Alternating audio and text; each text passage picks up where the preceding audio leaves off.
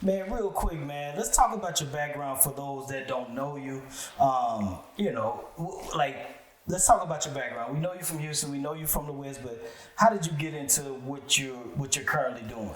And how many years you been in it? Which is crazy. The relationship, B. Cox went to Welch. Okay. And I went to Welch, so that was our introduction. Yep. Then in high school, Willie. he went to HSPVA. I went to Westbury. Yeah. So it was totally different worlds. You know what I'm saying? Totally different. Actually, I didn't even run back into him for a minute then, because back then there wasn't no social media. It wasn't none of that. So I remember when it was Max's on like Augusta, like that side street. It was like Westheimer, like right now where kind of like where Warwick is. Yeah. Right there by Jason's Deli. That's Augusta. Yeah. And I remember I was in there like it was before Thanksgiving. It must have been like late October, early November. Okay. And he had like a mink coat on. He had like popping bottles. He like 21, 22. I'm like, what you doing? Fly Reese.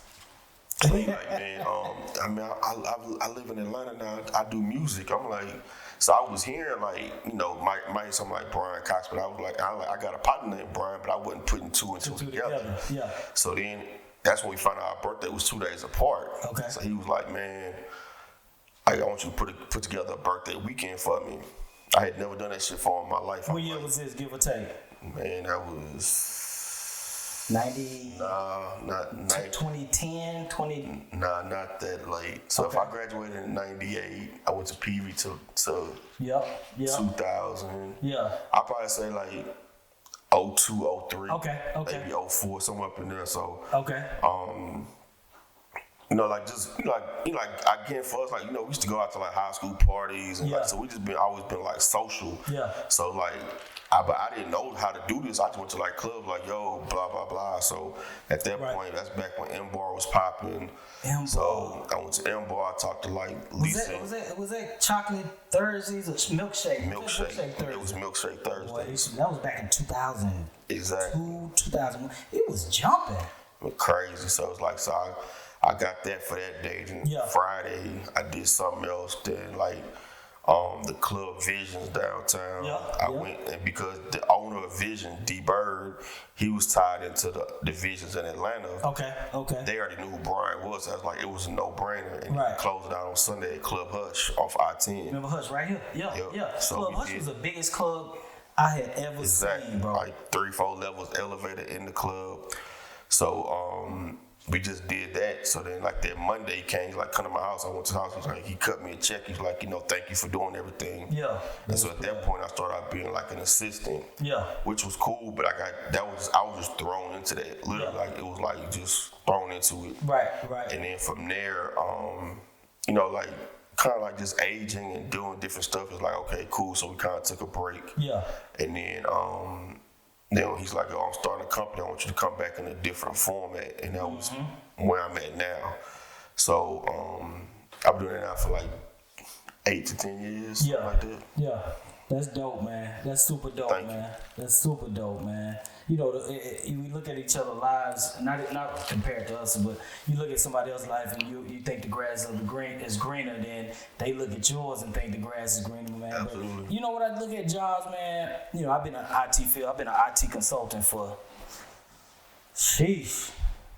18 plus years. And, I look at other people, I'm like, man, that looks fun. My job isn't as fun anymore.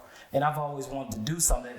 And that's the reason I said, you look at somebody else's life and you think the grass is greener, because I've always wanted to do something that I thought was fun. You know what I mean? But then you look at somebody else and they looking at me and they be like, man, he's consistent. He has you know what I mean? True. It's just those, you know what I'm saying? I mean, absolutely. I feel like, I thought about that when we talked on the phone last week. She's like, man, I'm going to get these kids some food. Yeah.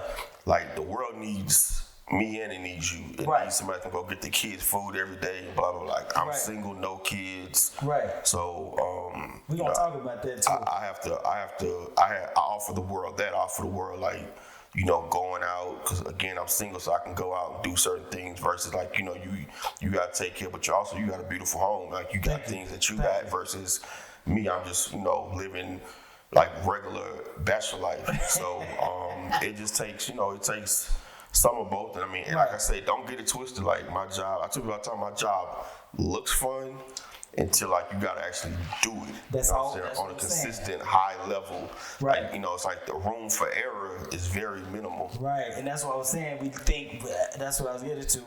We always think the grass is greener on the other side.